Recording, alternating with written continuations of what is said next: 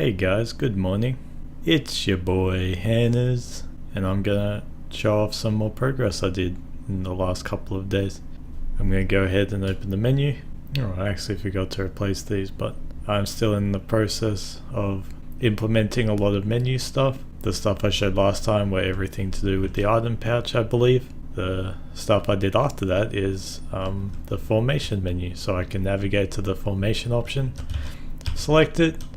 The player selection comes up just like it would with the commands menu from before.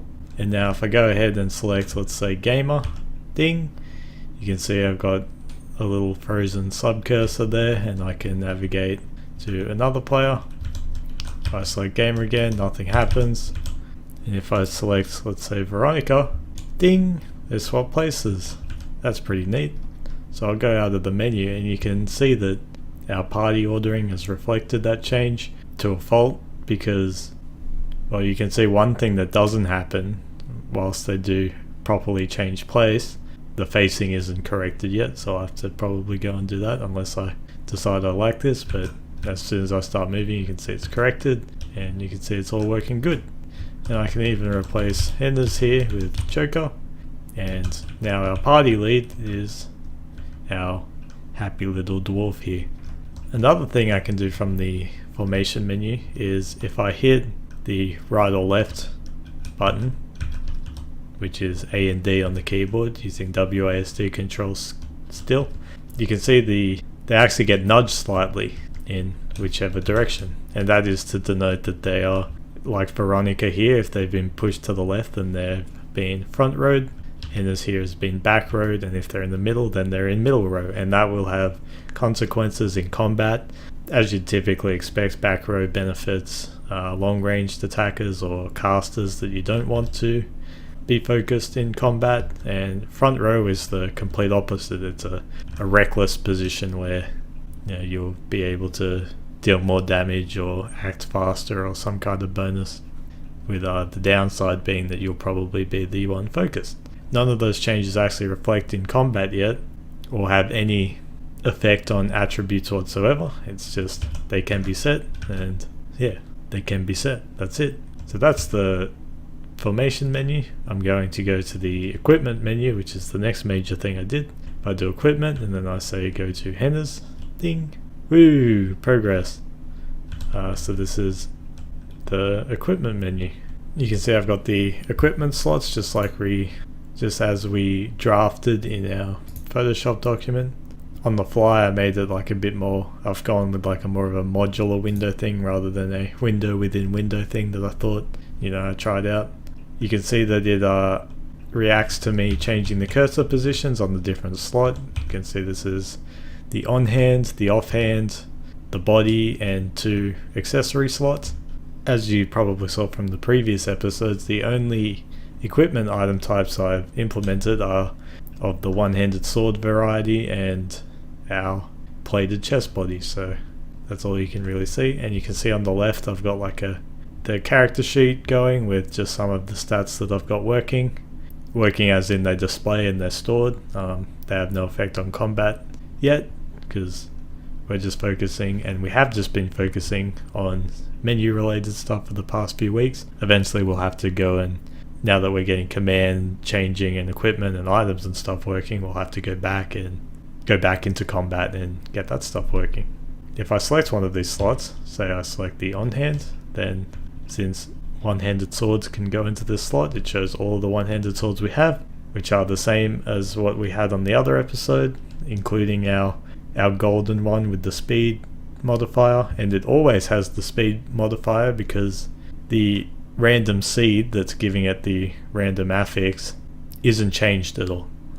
So every time, that's the only instance where a random number is used, I believe, so it's the first result every time, and so it always gets that speed +2.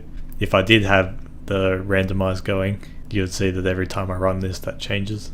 But by hovering over the weapons we can see a comparison on our character sheet, and hovering over our iron 8 here, 8 is the primary stat of the item, which in this case for one-handed swords it denotes damage. If it were on a plate body it denotes the armor stat. What stat that value affects, as we discussed a few episodes ago when we were planning all of this, is based on the type of item it is. So by default, one-handed swords, their primary stat will always denote damage, and so it makes it easy. It's something I quite like because on a glance I can see how strong the weapon is. I don't have to go into a comparison. Even from this screen, I can, if I have a whole bunch of weapons, I can very easily sort that out in my mind. It won't necessarily denote that, say, diamond is the best weapon I have. If I had a lower tier weapon that had like a set of really good affixes, then the choice isn't so obvious, which is another thing I like. But in terms of that raw damage, it's very easy to see straight away if the number's just put next to its name. Yeah, and as I go between these two iron weapons, these two iron swords, you can see that the stat changes reflected in the affix, they update properly. So I go ahead and equip my iron sword. I come back to this menu, it's equipped, my damage is 8, my speed's gone from 1 to 3. And if I go back and I hover over these weapons, then I can see losing that speed. I get that nice red 1 there. I can go back without changing my weapon. Each of the menus has that empty slot as well, persisting. So I can, at any time, I can replace that. Another option I have is the remove all option down here, which would, as you'd guess, remove everything. Ding.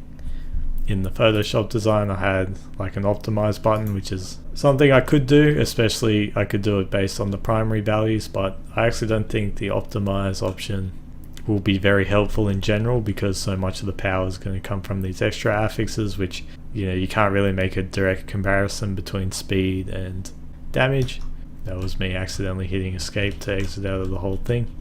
I can go to someone else. But yeah, that's mainly what I've done.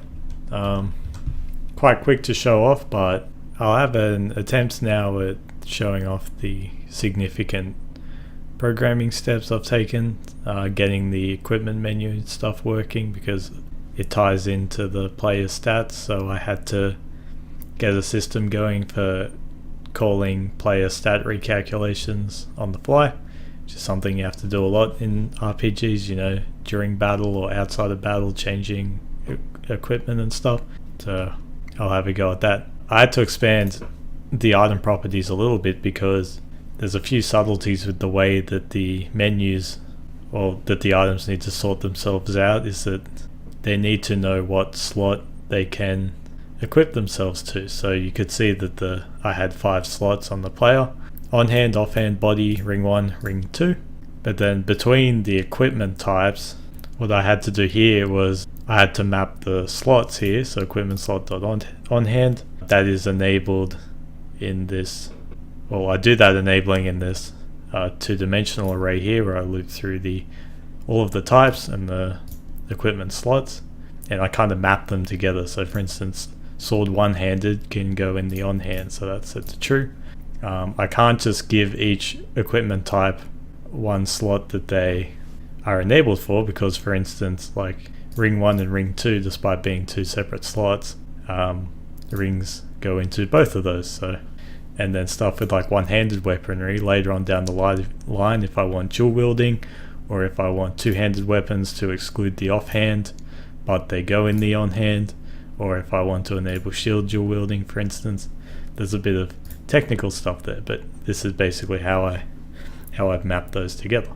In terms of stat recalculation, basically whenever a menu calc stats, there's each player and enemy will have 3 lists of stats. Typically it'll have stat, which is the current stat that's, well, it's the list of stats that are active in the fight. So after bonuses, after, you know, equipment or item benefits or any kind of benefit, those are like used in final calculations.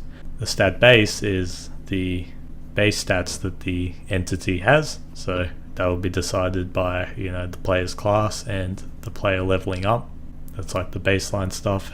And then stat compare is a temporary list that I use to do the comparisons for the green or red numbers when comparing equipment. So when I trigger a recalculation, first we make sure that the target exists, otherwise we'll get problems. And then we loop through all of the stats, which is held in object combat.stat count, and we start by setting all of the final calculation stats to the base, with the exception of HP, MP, and RP, because those are resource stats and they fundamentally function a bit differently.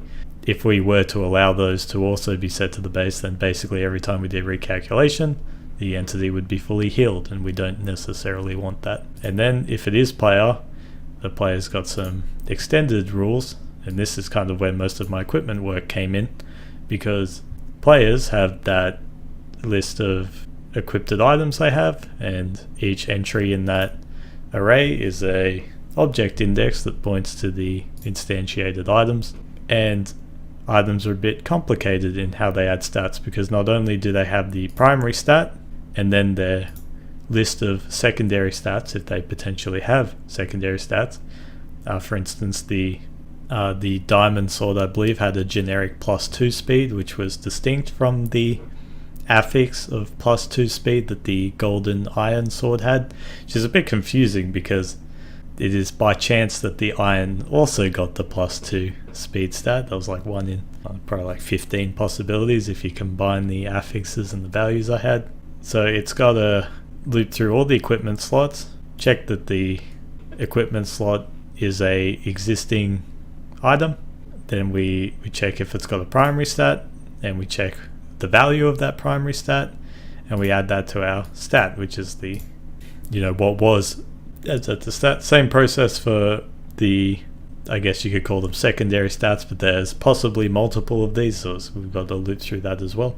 And then afterwards we have to put a bit more work to actually go through the affixes of all of our equipment slots and see if any of them match up to our generic stats, and to add to them if that's the case.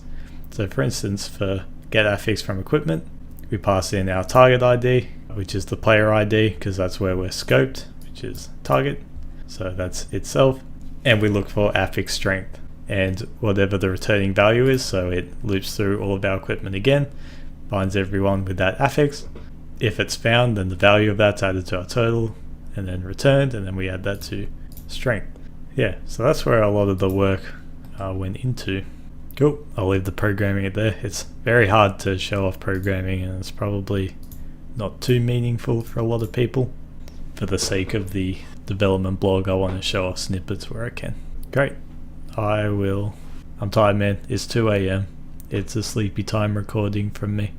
I hope you guys have a good week, and I hope that the projects you guys are working on, it's going a-okay for you guys, because you know what, it's going a-okay here. So have a good one, fellas. Thanks for watching.